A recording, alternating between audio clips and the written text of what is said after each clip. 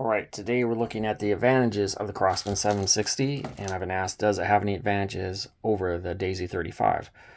Well, the first one is its price. I got mine for 42 bucks, and on the truck, you can get it for even lower than that. In my area, that's much less than a Daisy 35. Now, the other engineering advantage, the one engineering advantage it has over the Daisy 35, you have an ammo dump here. So hundreds of BBs in here, you load them through here, okay? Because I've been asked a lot about that. Hundreds of BBs in here, and then you have a gatekeeper right here, a hatch, and you toggle that down and start shaking it. And, oh, there we go. Got to get shake on that one. Okay, so it loads it up with BBs. And let's see, just counting through the slits, and that is a good load there. So that's 3, 6, 12, 15, and ones you can't see. So we'll say, on average you load about 15 BBs in that slit. But that's nice because, okay, you're shooting BBs, and I don't use any more than 5 pumps, and it can punch through a soup can at 12 meters, I measure 12 meters on just 5 pumps. And then when you want to shoot pellets, so let's get to another advantage here. Okay, compared to the Daisy 35, the Daisy 35 carries 50 BBs, and it's the magazine and the feeder. This has 2 separate areas for that, the ammo dump and then a feeder. So when you want to shoot BBs, then you open the hatch,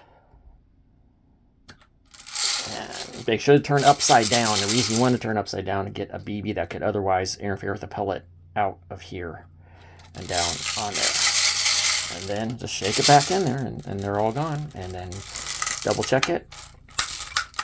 No BB. So yeah, so it's very well engineered that way as a BB platform.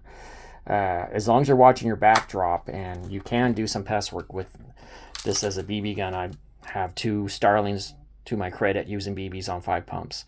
So now let's get to the other advantage. It's a little more debatable, but a lot of people feel the loading port is better than the Daisy system. It is nice and wide and pretty wide open here.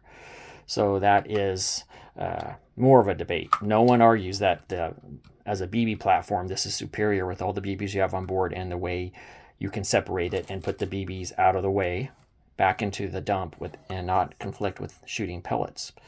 So while we're here, let's talk about a good pellet choice that channel named Libra7 came up with. I just recently tested these. So the H&N Silver Points, I'll link to his video. It's a few years old. I hadn't really gotten around to testing it because I've been using JSP Heavy, same idea. Long, slow, heavy pellets and a multi-pump smoothbore. But these, when I got to it, these are a very good value. Now I'm bringing this up because I was going JSP Heavy in these, like a 760 or a Daisy 35, but they got really expensive. So if you aren't looking to spend that much money, and like Air Guns of Alaska says, if you're just looking to deal with what pests in your backyard and you're not sure how much you want to spend, a lot of people will go with this, but you want to hit what you're aiming at. So with these Silver Points, they're nearly the weight of a 22 caliber pellet. They're 11.5 grains.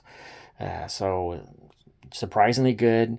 I don't like them in the 880 as much because the weight and roughly the power of an 880, the grinding on the rifling. But in a smoothbore, I call them magic workers. So let's take a look at what that looks like. People want me to get a clear look at that. So these are the relative of the original Silver Jet. Most of you do not know what that is. And it is a very clever design. Okay, there's a good look at it. So you got the point, you got a ring that helps seal it in your barrel, and then the skirt.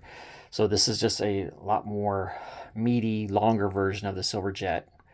And we'll talk more about that in the written section, as well as link you to Libra7's video. So, all right, so let's take a look at this. Okay, so as far as loading it, and then again, a debate, does this have a better loading port than the Daisy 35? The Silver Point is a very big pellet. It's very big. Whoop, one fell out. Put it back in again. Okay.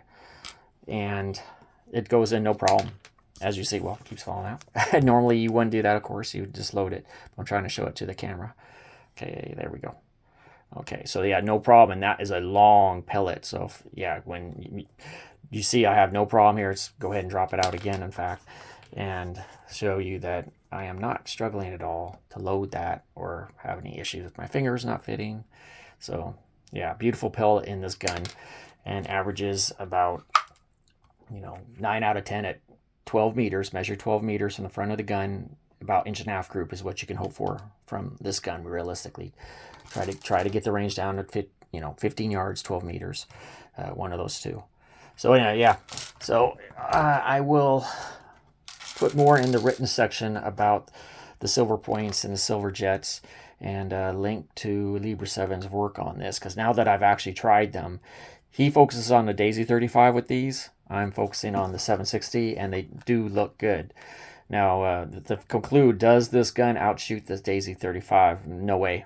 The Daisy 35 has better sights, better trigger, but they do look good in the 760 and also give good results. All right, thank you.